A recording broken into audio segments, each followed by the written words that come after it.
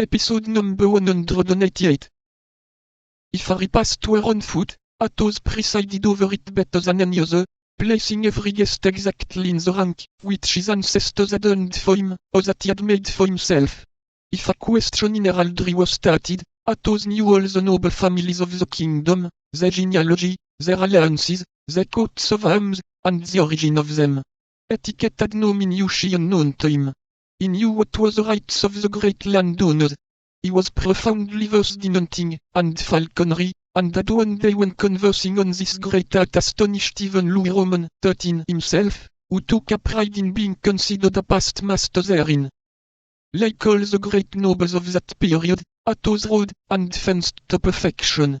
But still further, his education had been so little neglected, even with respect to scholastic studies, so rare at this time among gentlemen, that he smiled at the scraps of Latin which Aramis spotted, and which Porthos pretended to understand.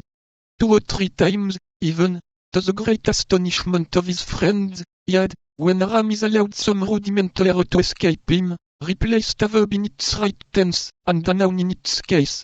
Besides, his probity was irreproachable, in an age in which soldiers compromised so easily with their religion and their consciences, lovers with the rigorous delicacy of Arriere, and the poor with God's 7th commandment.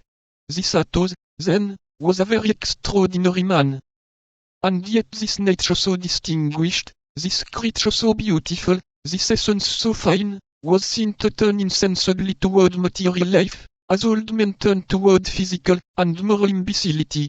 Athos, in his hours of gloom, and these hours were frequent, was extinguished as to the whole of the luminous portion of him, and his brilliant side disappeared as into profound darkness.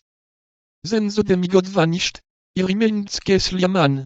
His head hanging down, his idle, his speech slow and painful, Athos would look for hours together at his bottle, his glass, or at Grimaud, who, accustomed to obey him by signs, read in the faint glance of his master his least desire, and satisfied it immediately.